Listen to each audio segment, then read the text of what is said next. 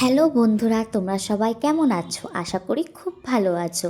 আমিও খুব ভালো আছি। কি দেখছো তোমরা যে আমরা পিকনিক শুরু হয়ে গেল আমাদের? হ্যাঁ, তোমরা ভিডিওটা দেখতে থাকো, তবেই জানতে পারবে যে এত তাড়াতাড়ি আমরা কোথায় পিকনিক করলাম। তো রেডি ফেডি হয়ে আমি বেরিয়ে গেছি। অন্তরার সাথে আমরা বিধাননগর দেখা করে নিয়েছি, তো দুজন মিলে চলে যাচ্ছি আমাদের গন্তব্যস্থানে। তো দেখতেই পাচ্ছ, আমি ওকে বলছি এত সুন্দর ড্রেস পরে তুই এই টুপলা টুপলি নিয়ে কোথায় যাচ্ছিস। তারপর আমরা ভেতরের দিকে চলে গেলাম। দেখতেই পাচ্ছ আমরা কোথায় এসেছি। আমরা এসেছি ইকো পার্ক। হ্যাঁ বন্ধুরা, আমরা এসেছি ইকো পার্ক সব বন্ধুরা মিলে ঘুরতে, একটু সময় কাটাতে। আর সেদিনকে ছিল রবিবার। যেহেতু আমি আর অন্তরাই ফার্স্ট পৌঁছে গেছি, তো পায়েল একটু লেট হয়েছিল ওর আসতে। আমরা তখন একটু ভিডিও রিলস বানাচ্ছিলাম। তারপর ওরা চলে এসে দেখতেই পাচ্ছ আমাদের পিকনিকের জন্য পুরো রেডি। তোমরা বাকি ভিডিও পরে দেখতে পারবে। এখানে কি খাবার না নেই, ফুচকা, ঘুগনি, ম্যাগি, চাউমিন, সুজির পোলাও, মাংস, পরোটা, পেস্ট্রি সব কিছু আছে। তারপর জুস, এমন কি নেই আমি নিজেও জানি না। সত্যি কথা বলতে খেতেও খুব ভালো হয়েছিলো, আমাদের খিদেও পেয়ে গেছিলো।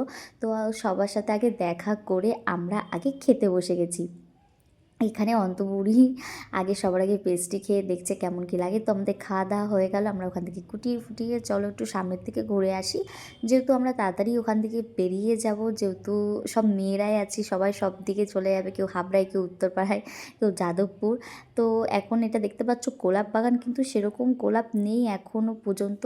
আর আমাদের দেখতে পাচ্ছ আমরা পুরো ভিজে গেছি, কিন্তু ওটাকে কি বলে আমার মনে নেই। যেই উপর থেকে জলটা পড়ে, খুবই সুন্দর ছিল ওই জায়গাটায়। আমরা ভিডিও করতে গিয়ে এইভাবে পুরো ভিজে গেছি। তো এটা আমরা 1 নম্বর গেট থেকে বেরিয়ে যাচ্ছি, কারণ রাত হয়ে গেছে, সবার বাড়ি যেতে হবে। যেতে যেতে ঠিক 9টা 10টা তো বাকি সবার বেজে যাবে, আমারও সেম 9টা তো বেজেই যাবে বাড়ি যেতে যেতে। তো পায়েল এই ফুলটা ছিঁড়ে মাথায় দিল, তো আমি মাথায় গুঁজে নিয়েছি।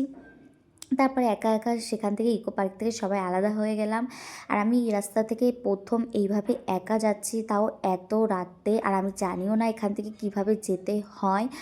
তো মনে সেই সাহসটুকু নিয়ে বেরিয়ে পড়লাম। এই বাচ্চাগুলো দেখতে পাচ্ছ, এগুলোকে আমি ইকো পার্কে দেখেছি। তো এদের যে আনন্দ ফুর্তি দেখে সত্যি কথা বলতে মনটা খুব খুশি হয়ে গেছিলো।